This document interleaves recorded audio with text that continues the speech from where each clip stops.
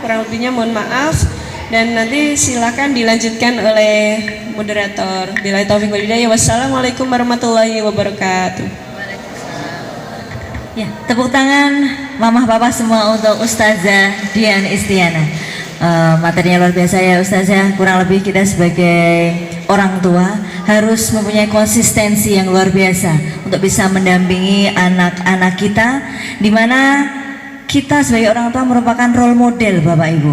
Kita harus bisa meninggalkan kenangan yang membekas bagi bekal mereka nanti dalam perkembangannya, sehingga nanti ketika mereka berkembang menjadi pribadi yang lebih dewasa, dia akan mengingat apa saja yang sudah ditanamkan oleh orang tua. Seperti itu ya Ustazah.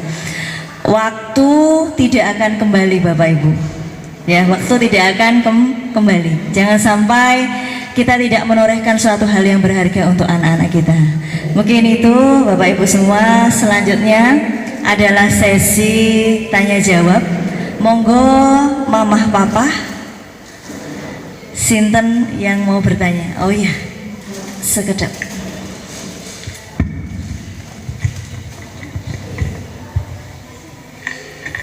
Bismillahirrahmanirrahim. Assalamualaikum warahmatullahi wabarakatuh. Saya Kiki, ibunda dari Zara dan Zain. Ya Ustazah Ana, saya ingin bertanya. Tadi di awal disebutkan tentang pubertas dini. Ya, kalau setahu saya pubertas dini. Pubertas. Iya, pubertas dini. Setahu saya kalau khususnya perempuan ya, kalau sudah pubertas, apalagi di usia muda, ya, pertumbuhan tingginya itu berhenti, stagnan. Nah, yang ingin saya tanyakan, apakah Ustazah tahu apa yang membuat anak bisa pubertas dini? Selain kita membahas tadi tentang pornografi ya, apakah ada faktor-faktor lain yang bisa membuat anak-anak itu jadi pubertas dini? Lalu ya caranya menghindari anak supaya pubertas dini ya. Dan apakah kita perlu menjauhkan anak kita dari pergaulan lawan jenis? Misalnya anak kita perempuan, jangan sampai dia berteman dengan anak laki-laki, atau anak kita laki-laki, jangan sampai dia berteman dengan anak perempuan, atau bagaimana gitu. Mungkin dari Ustazah Ana ada solusi. Terima kasih. Wassalamualaikum warahmatullahi wabarakatuh. Waalaikumsalam. Ya langsung ataukah ditambah satu lagi? Oh iya. Langsung saja aja ya. Tadi yang penanya kedua nanti ya setelah ini. Baik, terima kasih, pertanyaan sangat bagus ya.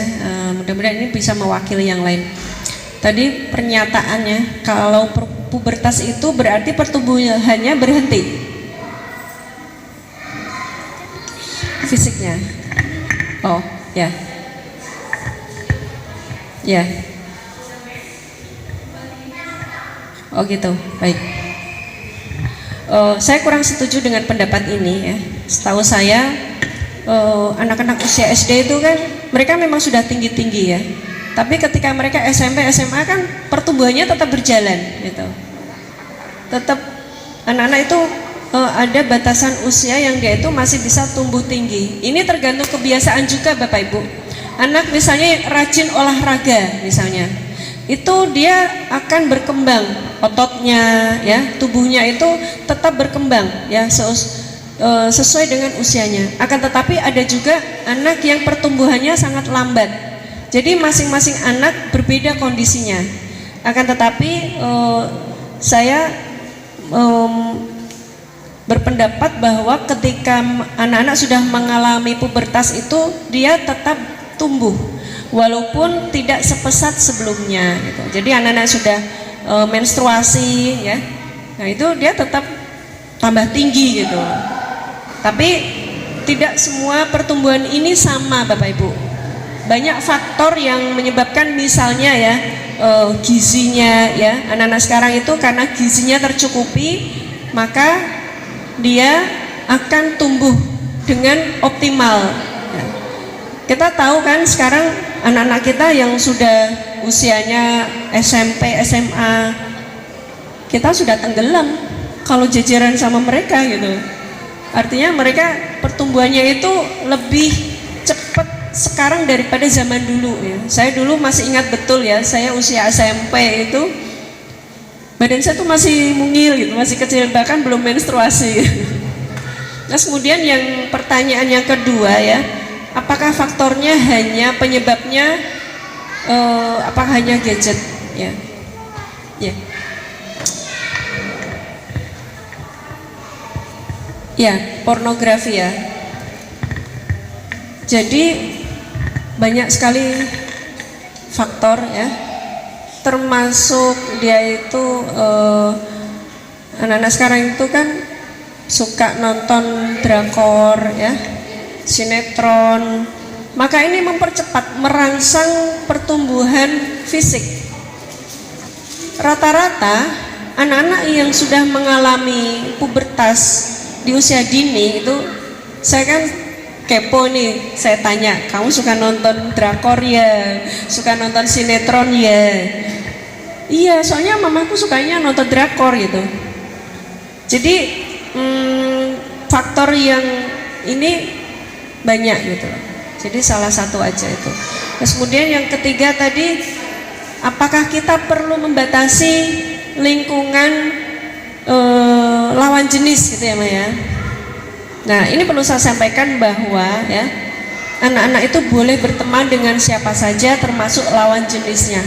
Bahkan ketika sudah mulai muncul rasa suka ya, ini bukan hal yang anak-anak sekarang kan terbuka ya Mas sama orang tuanya, dia naksir sama siapa gitu, kadang cerita sama mamahnya.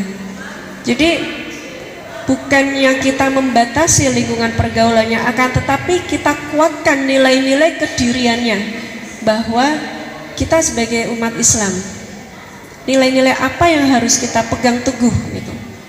Jadi kalau membatasi lingkungan itu saya rasa kurang bijak ya, karena mereka nanti ketika bermasyarakat tentunya butuh berinteraksi dengan siapapun. Akan tetapi kalau dari kecil sudah kita sterilisasi lingkungannya, nah karena anaknya cewek, kamu nggak boleh bergaul dengan lawan jenis, hukumnya haram, dosa, nanti masuk neraka. Yang terjadi apa Bapak Ibu? Di depan kita mungkin anak-anak kita nurut, tapi di belakang kita mereka kan juga butuh ruang untuk bergaul. Mereka melihat temennya kok boleh, kok aku nggak boleh gitu. Justru ini akan menjadi bumerang. Bapak Ibu, saya mau cerita, punya saudara dari kecil itu lingkungannya sangat steril ya, karena orang tuanya tokoh di desanya. Jadi anak-anaknya dari kecil sudah dibiasakan menutup aurat, sekolahnya di pondok pesantren. Ketika kuliah yang terjadi apa? Mereka lepas jilbab dan bergaul dengan seperti orang yang tidak pernah mengenal agama gitu. Jadi orang tuanya itu mengeluh ya, ini gimana anakku, caranya gimana untuk mengatasi itu. Kalau ini asumsi yang saya ambil, bahwa karena dari kecil itu lingkungannya terlalu steril Bapak Ibu. Saking sterilnya, dia itu tidak menemukan suasana yang berbeda. Jadi ketika ibarat katak dalam tempurung ya, ketika tempurungnya dibuka, kira-kira kataknya akan tetap di situ apa tidak? Dia loncat-loncat, dia memenuhi rasa ingin, oh gini tuh rasanya pacaran, ternyata enak ya, ada yang merhatiin, ada yang manggil sayang, ada yang ngirim surat atau merayu atau apapun lah namanya itu. Maka kita perlu mengenalkan lingkungan yang berlawanan jenis, akan tetapi kita kuatkan nilai-nilai kediriannya. Ini saya ngobrol sama anak perempuan saya yang terakhir itu, kamu sudah naksir ya sama temanmu. Dia kan malu, iya mama gitu. Enggak apa-apa nak, kamu suka sama lawan jenis itu fitrah kan, Allah yang memberikan. Allah itu Rahman Rahim. Kalau kita menyangkal atau kita melarang, enggak boleh nak, kamu enggak boleh suka sama lawan jenis, dia harus membunuh perasaannya. Justru kita yang melanggar syariat yang sudah Allah buat itu. Karena kita kan harus berkasih sayang. Yang tidak boleh itu adalah kamu jangan cerita sama temanmu, ceritanya sama mama, nanti temanmu GR gitu. Ya apapun lah, alasan apapun. Intinya kita tidak boleh membatasi anak-anak kita bergaul dengan siapa. Akan tetapi ketika kita tahu lingkungannya itu tidak baik, baru kita pelan-pelan ya. Kita carikan lingkungan yang lebih baik gitu. Nah, ini yang penting ya kita ketahui bahwa kita tidak membatasi mereka bergaul dengan siapapun ya, boleh. Akan tetapi anak-anak kita harus kita bekali bergaul dengan teman yang seperti apa gitu. Kalau temannya baik, kita dukung. Kalau ternyata lingkungannya lingkungan yang rusak ya, atau tidak mendukung kebaikan, kita arahkan anak-anak kita gitu. Seperti itu ya. Semoga bisa menjawab pertanyaan yang lainnya. Silakan. Baik, pertanyaan kedua.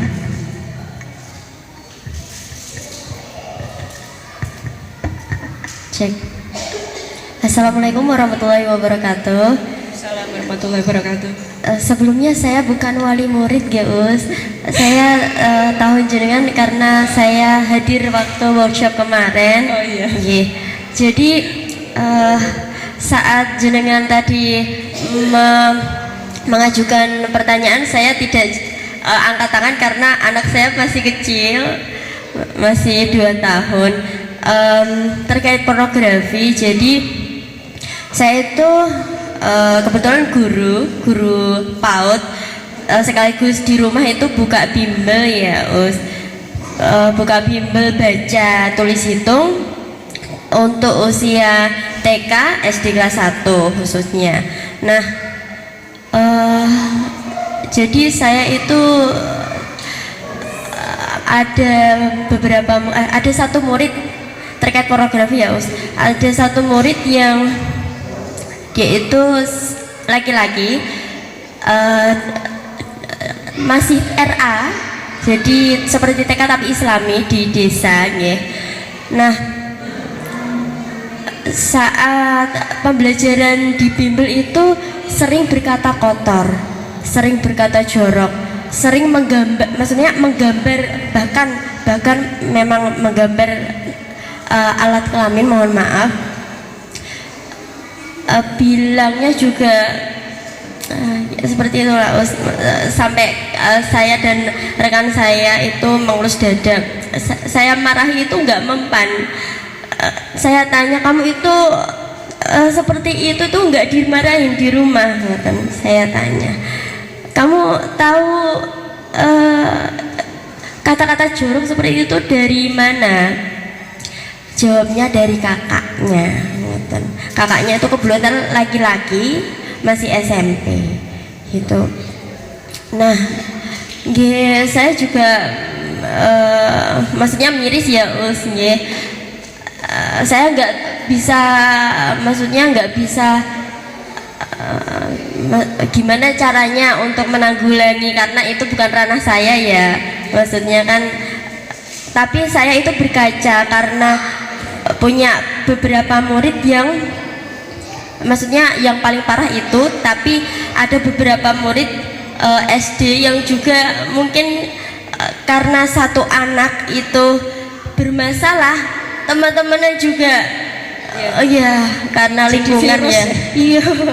Jadi terus saya itu karena punya anak laki-laki umur 2 tahun dan berkaca pada hal tersebut, kenapa sekarang itu anak RA padahal Islami ya, kemudian SD, UMI juga ada, itu kenapa sekarang kok seperti itu ya lingkungannya. Jadi karena hal tersebut saya untuk masa depan anak saya, memikirkan masa depan anak saya, ini ingin saya sekolahkan di tahfidz gitu ya, usia dari sejak balita. Kalau di Wedari Jaksa ada itu program tahasus di Wedari Jaksa. Jadi program tahasus itu ngaji dari ngaji pagi dan sore mulai 3 tahun. Untuk pertanyaan aja mah. Oh ya, saya sudah paham. Pertanyaan Nah, itu juga saya juga rencananya ingin saya sekolahkan di sini gitu ya Us ya. Saya diskusi sama suami saya. Kemudian setelah workshop itu juga saya itu curhatkan suami saya, besok itu gimana kalau dileskan renang gitu, olahraga salah satu sunnah Rasulullah seperti itu ya Us. Nah suami saya tuh responnya, anak-anak itu duanya bermain, jangan terlalu dikekang seperti itu, ngoten Us. Jadi saya itu bagaimana ya, maksudnya yang benar itu yang seperti apa Us gitu. Karena itu kan parenting itu sebenarnya harusnya orang tua itu saling kompak ya Us untuk masa depan anak. Jadi yang benar itu bagaimana gitu, karena saya dan suami saya itu miskomunikasi, maksudnya nggak sevisi gitu loh Us, karena nggih ngoten Us, nggih gitu aja. Wassalamualaikum warahmatullahi wabarakatuh. Waalaikumsalam warahmatullahi wabarakatuh. Memang untuk mendandani kondisi yang sudah parah itu butuh kesabarannya. Pertama kita harus melibatkan orang-orang yang ada di sekitar anak tersebut, orang tuanya, gurunya, dan lingkungan sekitar. Tentu ini tidak bisa kita bergerak sendiri. Kita harus melibatkan orang tua, apalagi ini anak didik juga ya, yang pertemuannya juga tidak seintens di sekolah kan, cuma les ya. Ya. Maka orang tua harus dilibatkan dan disampaikan kondisinya seperti ini. Syukur-syukur orang tuanya mau diajak kerjasama ya Maya. Yang saya khawatirkan adalah orang tuanya cuek. Alah yang lainnya juga begitu kok, biarin saja. Kalau sudah seperti ini ya wallahu alam, kita tentu lebih bergeningnya lebih sulit gitu. Jadi karena orang tua sudah merasa menyerah, maka nah ini lebih baik jenengan fokus saja kepada putranya sendiri ya.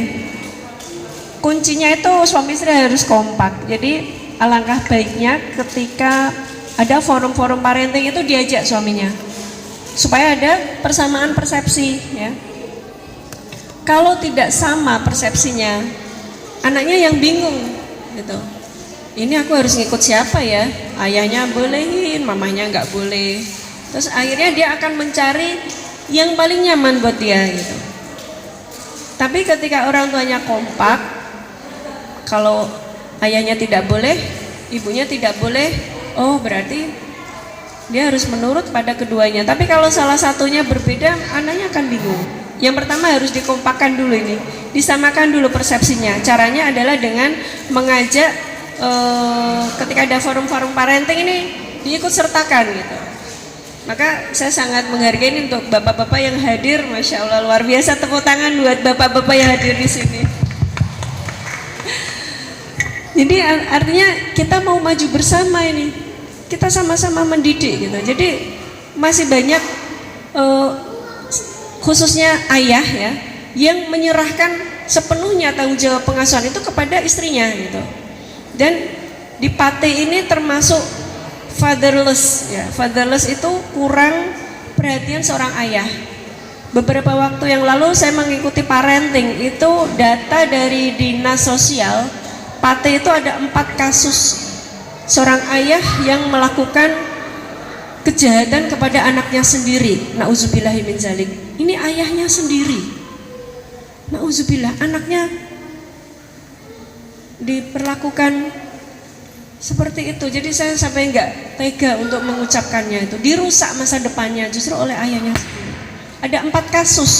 Ini data dari Dinas Sosial tahun kemarin ya Ma. Mudah-mudahan sih nggak bertambah. Itu yang ketahuan, coba bayangkan. Yang tidak ketahuan berapa? Saya yakin jumlahnya lebih banyak dari itu. Maka ini yang perlu kita ini ya, harus kompak dengan suami ya, sehingga nanti ketika menerapkan pola asuh kepada anak ini bisa seia sekata, seiring sejalan gitu. Lebih enak jalannya itu. Kalau orang tuanya sudah beda pendapat, yang ini kesini, yang ini kesini, anaknya jadi bingung ya Maya. Apalagi belum sama mbahnya ini. Masih ada yang tinggal sama mbah ya. Mbahnya itu kan sangat sayang pada cucunya sehingga apapun boleh gitu. Orang tuanya bingung ini. Mungkin itu bisa menjawab ya. Yaitu tadi memang kondisi seperti itu membuat kita itu miris. Kalau kita bisa libatkan orang tua akan lebih baik lagi gitu. Baik, itu dari saya. Iya, terima kasih Ustazah. Ayah adalah pondasi ya Us ya, dan ibu adalah tiangnya. Mungkin seperti itu kurang lebih ya. Terima kasih. Mungkin itu acara parenting school Ayah Ibu Dampingi Aku di masa prabaliku sudah kita lalui bersama. Terima kasih kepada Ustazah Dian Istiana atas pemaparan materi yang luar biasa. Semoga bisa memberi manfaat kepada kita semua. Sekian dari saya sebagai moderator. Waktu dan tempat saya kembalikan kepada MC atau membawa acara. Assalamualaikum warahmatullahi wabarakatuh.